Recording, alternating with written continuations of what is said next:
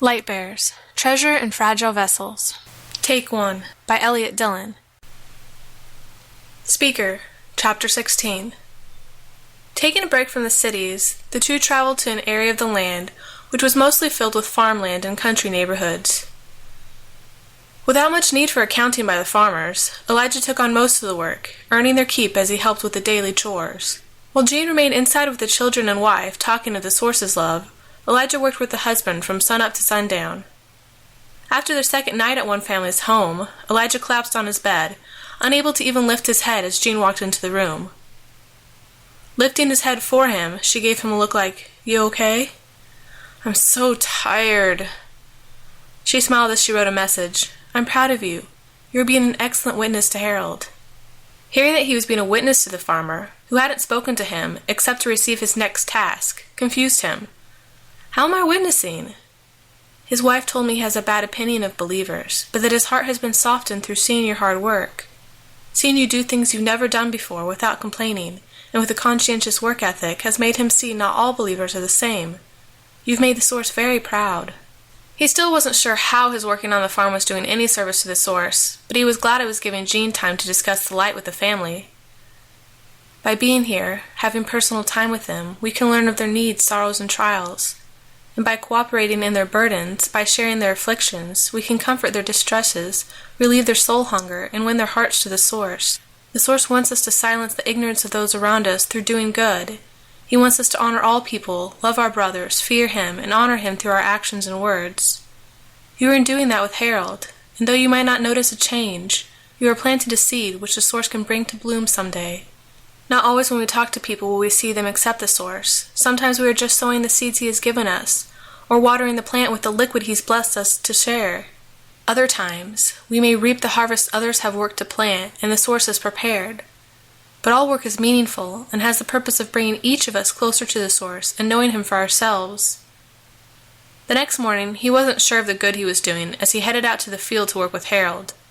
Just before they got to work, a truck drove up, and out leapt a group of young men who had the look of trouble in their eyes.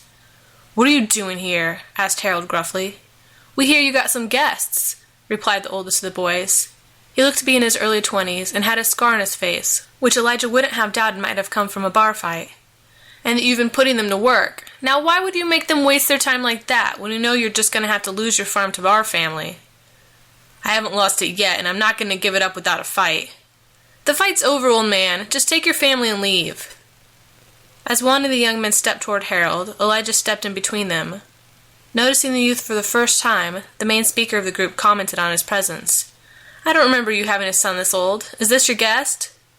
Looking directly at the teen, the man told him, "This isn't any of your concern. I suggest you go back to where you came from."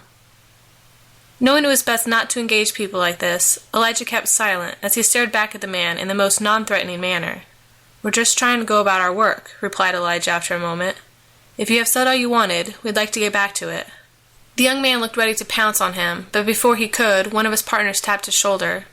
Looking where the other man was indicating, all grew pale, as if seeing something terrible behind them. Backing away, the main man tried to keep up his bravado, but he was obviously panicking as he and the others jumped back into their truck. "We'll be back when all your company is gone."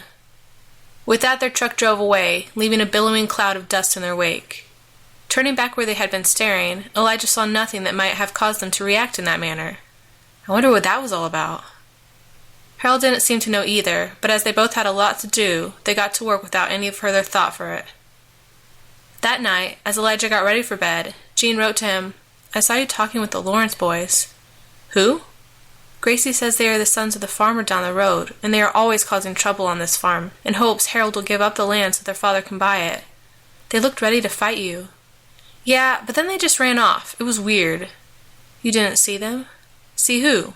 She smiled as she wrote, "The protectors. There were at least a dozen standing behind you." "I didn't see them." Her expression became more subdued as she wrote, "You have heard the message and listened to it, and so your eyes have been open to a lot of the light. But you are still bound to the darkness, and it is keeping you from seeing the full scope of the world around you." At these words he looked down at his hands and saw the faint image of chains around his wrists. "Right now you can only see a faint image of the world in its actual state at times. But when you let the source completely in, your vision will be fully changed. Then you will see the world as the source sees it." And how does he see it? Sweeping her arm across the room, it shifted with her movement, becoming run down and decayed as her apartment had appeared weeks ago. Through a hole in the wall, he saw Harold and his family sitting together as they got ready for bed. All were free of their blindfolds, but each of them still wore the shackles of darkness. As he watched their chains, he noticed that cracks had formed in the links, through which the faint glow of light was issuing. They have heard the light and accepted it, and soon they will be completely free to see the light the Source is shining on the world. Then they will see the full extent of the darkness, and it will draw them ever closer to the light. That is what you need, Elijah, to fully see the light. With these words, the room shifted back to its original form, but parts of the decayed vision remained, as if burned into his eyes, like when staring into the sun too long. How do I see the light more fully? Setting aside her notebook, she picked up the Book of Light, which she handed to him. Then, with a look he had no trouble understanding, she told him with her eyes, "Read."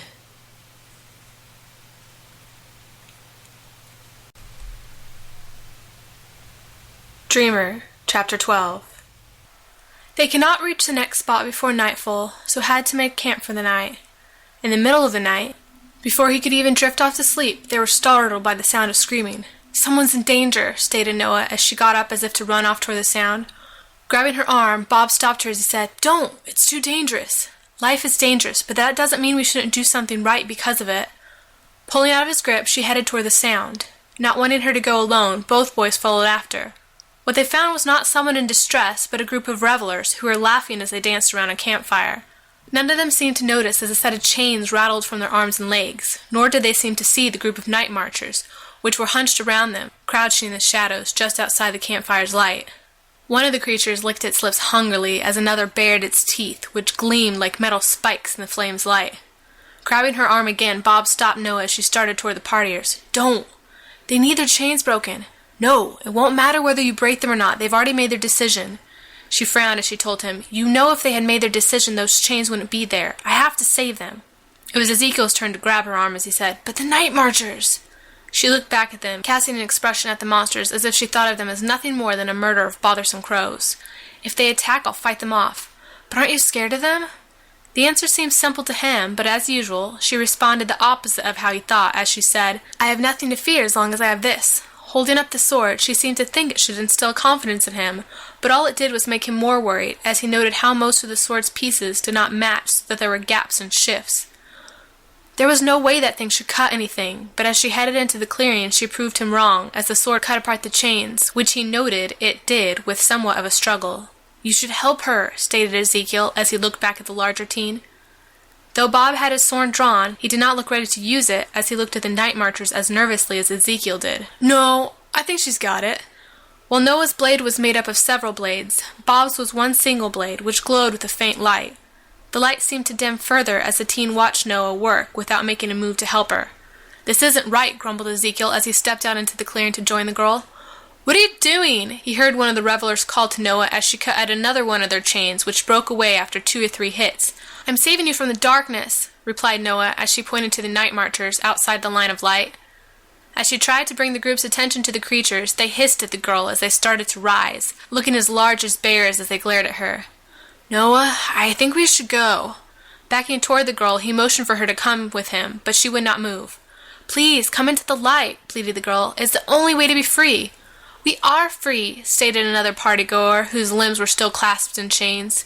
"Yeah," interjected another, "so stop trying to ruin our fun and leave us alone." As the youth talked, a darkness started to spread across their hands and feet again as new chains, larger than the first, began to form as they became defiant toward the light. "This isn't working," stated Ezekiel as he grabbed her arm and tried to pull her away. "Let's go." In a last act of boldness, Noah pulled free of his hold and ran at the final person who she'd yet to cut the bindings of. Swinging her sword over her head, she brought it down on the chain, which instead of breaking, caused a piece of her blade to chip and fall away. The sight of this seemed to throw the night marchers into a blood frenzy as they leapt out of the shadows and came straight towards the girl. Spinning around toward them, she blocked the first night marcher as it brought down its clawed hand over her. She strained as she pushed back against the attack and then dropped to the ground as she rolled away from the creature. "Run!" called the girl as she raced past Ezekiel, who turned and followed after. As they ran back through the woods, Noah asked where Bob was. "I don't know. He was back there." Behind them, the woods sounded to be in chaos as the night marchers crashed through the trees after them. Up ahead, they spotted Bob, who was running, and looked like he'd been doing so for a while. "Where are you going?" called Noah as he looked like he was heading back the way they had come. "I'm going home," called back the young man. "It's too dangerous out here." Noah tried to call him back. "You can't go back. If you go back, you'll just weaken your light and then—" Before she could finish, the teen tripped over a root and fell to the ground. Just as he landed, a tree branch snapped behind them and a night marcher leapt through the air, landing on Bob, who cried out in alarm. More night marchers leapt through the darkness, landing on him as his cries became pained screams as they dug their sharp claws into his flesh. "We have to do something!" Though he was scared, Ezekiel ran toward the young man as even more night marchers joined the feeding frenzy. Just as he reached the pile, the creatures flew away like crows from a meal, leaving behind only Bob's sword, whose blade flickered dimly, then went out completely. Reaching down to pick it up, he watched as the entire sword became like dust, which blew away in the wind. What happened to him?" "He lost his light," answered Noah. "He did not hold on to it or use it, so the night marchers overcame him." Turning back to the girl, he looked at her broken sword with worry as he asked, "Is that going to happen to you?" "I don't know. Many warriors have lost their light in this battle. Some because they were too scared to keep a hold of it, others because their light wasn't strong enough to get them through. Not everyone prepared themselves for this time like they should have. A lot relied on other people's light, and when those people they thought were strong in the light fell, they did as well. They relied too much on someone else's knowledge of the light and not on a personal relationship with the one that gave them that light, the source." "The source? With all that has happened to you, why do you still think he cares what happens to you?" "Because he told us he does, in his book. I may not have a strong knowledge of the light, but I know that much. He has done everything in his power in order to save us, in order to get his light to us so we might see it and live. He is the one that gives us more light, that gives us a reason to keep on going. And though it may seem at times like he has abandoned us, if not for him, things would have fallen to the darkness long ago." Ezekiel didn't know if he felt any better from her words, but her smile told him it made her feel better as they turned back, continuing on their journey. At night, Noah let them take a break as they found refuge in a cave. "The ground here isn't very comfortable, so if you want, you can use my lap as a pillow." The idea didn't seem like something he'd want to do, but after he'd laid on the ground for a few minutes, unable to find a comfortable way to sleep, he finally took her up on the offer. "But don't think this means anything," stated the boy as he set his head down on her thigh. She made a sound like exhaling through her teeth as she told him, "Don't be gross." As the sound of her breathing faded into the distance, he found himself walking down a long hallway. Pillars lined the hall, each sporting a bust of one handsome individual after another. Above each bust was another image of the sculpted individual in a glamorized shot that made them look even more beautiful. At the end of the hall, a set of double doors opened as if having expected him. Through the doors, he was let into a room that reminded him of a throne room. Black velvet tapestries lined the walls, along with deep red silken cloths which hung like banners from the ceiling. At the front of the room, he stopped at a high-backed chair which was situated in front of a long window which overlooked the city. Somehow, he knew that the cityscape was that of the city from which they had just escaped. As he stood in front of the chair, a clawed hand reached out from the seat and beckoned for him to come closer.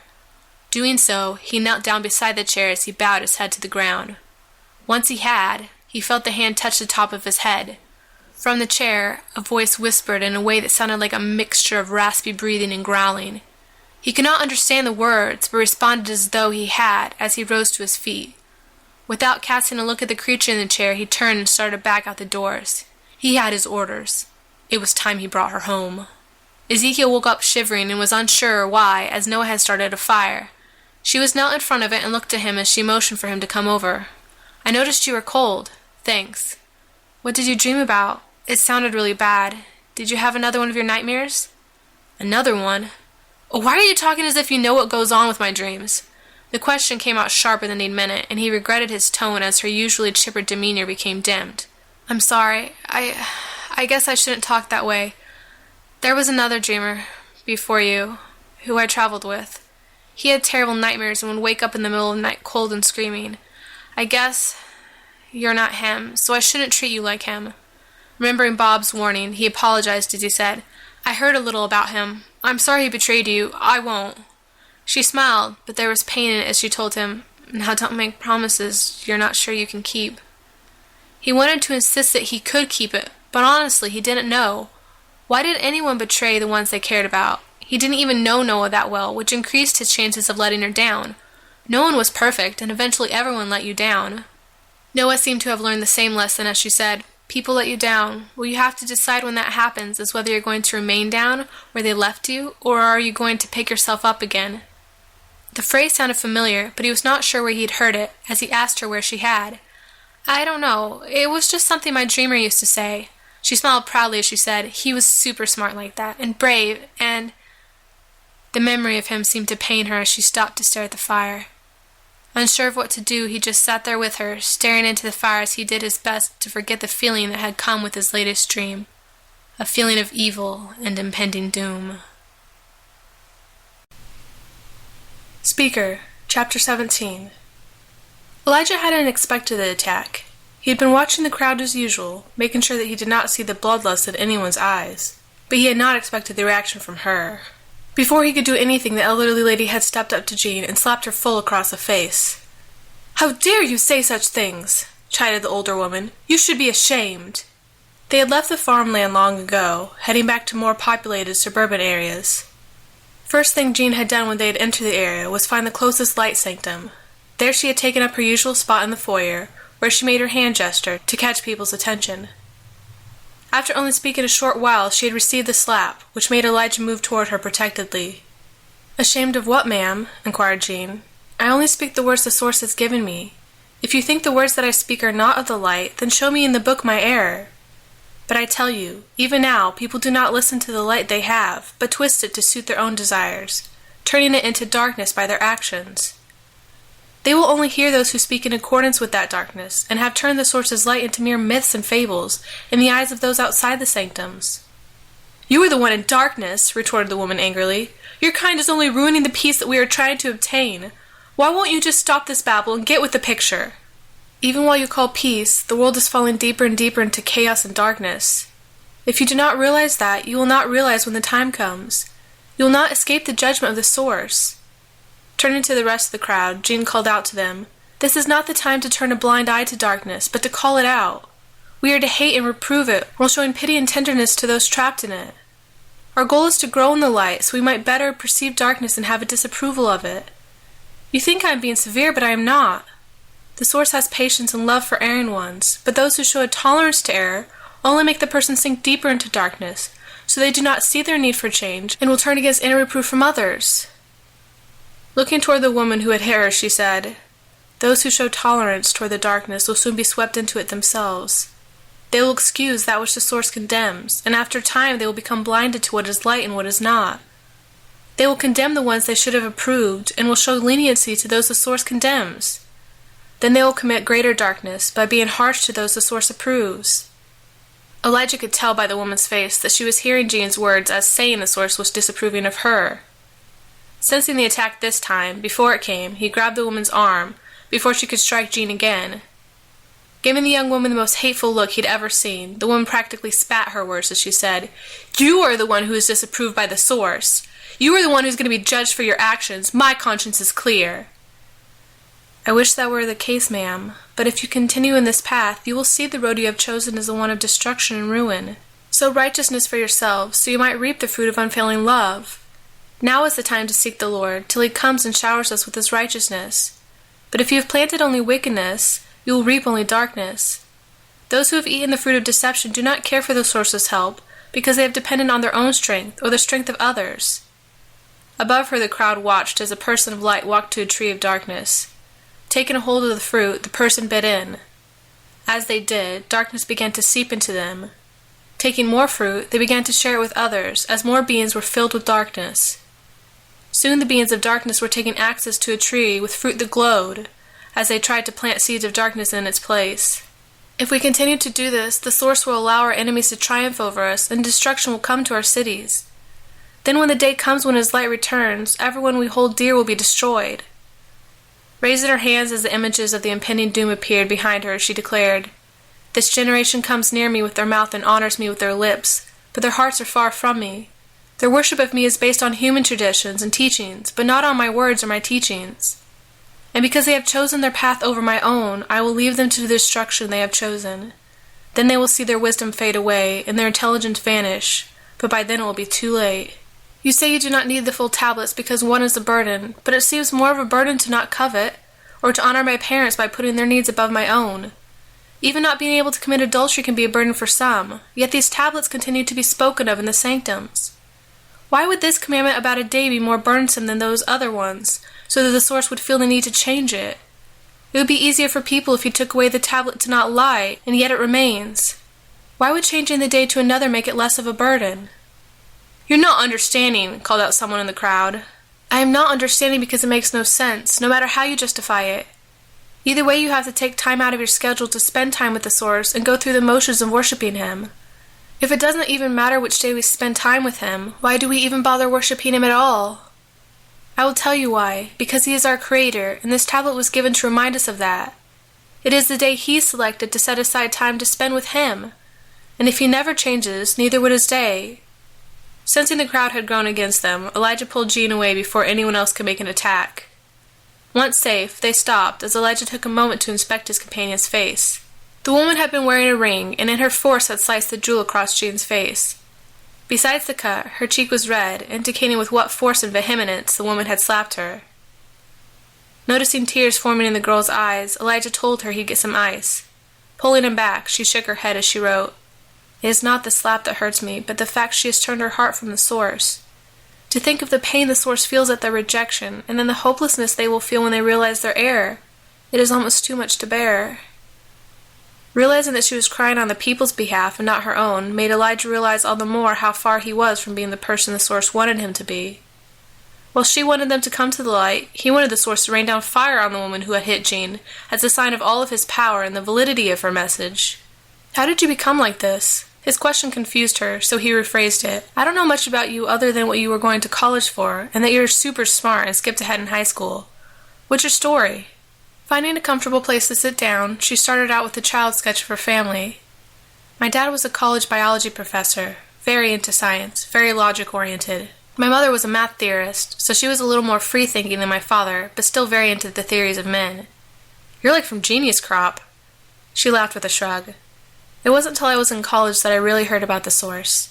I took a book of light in history class, and as I read about him, I started to get this inkling that this was more than just a collection of stories to teach moral lessons, or to provide a different look at history.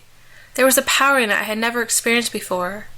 With this burning in me I never felt before, I started to study everything I could about him. I saw it not as a book or a collection of stories, but as a way of life. My parents didn't understand my fascination, but let me run with it, thinking it was just a phase. By the time they realized it wasn't, it was too late. I had become a believer, and no matter how much science or logic they threw at me, my faith would not be shaken." "Is that when the Source started talking to you?" "The first time he talked to me was the day he told me my parents would die." Her words hit him like a ton of bricks. Did you still trust him after that?" "I had to. He was the only one I had left to rely on after that." "But were you able to reach your parents before they died?" "I don't know. They had been gone at a science week and my father had been attending. I won't know until the end, but whatever happens I trust him, and know that no matter what happens, he will get me through." Elijah thought about how he might have taken the situation if he were in her shoes. To really think about it honestly, he knew he would not have reacted the same way. Drawing his attention back to her, she wrote, "It wasn't really that big a deal to me when he took my voice. I'd always been shy and never really talked that much. Both my parents were outspoken, and my father loved debating, but I much preferred to be alone with my thoughts, alone with my books. The thing that was really hard for me was when he told me I was going to deliver a message for him.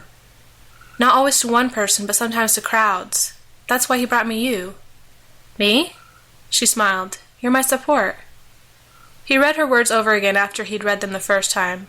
He could not understand what she meant by the phrase. He hadn't done anything. She was the one that was always up front. She was the one putting herself on the line to reach people. All he did was stand by and watch. What kind of support was he to her? Seeing his confusion, she added, "You will understand someday. Until then, just keep learning and standing with me." Though it wasn't much, he decided he would. Like her, he had made his decision, and to turn back now would gain him nothing but eternal loss.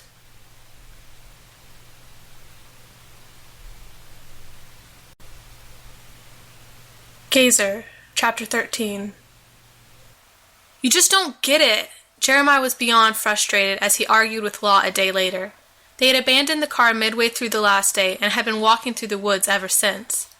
Momo was ahead of them and did not seem to be aware of the argument as he practically lumbered through the undergrowth. Lot was a little more spry, as she seemed to avoid every stick and branch that Jeremiah himself ended up snapping, making his trek through the woods loud and awkward.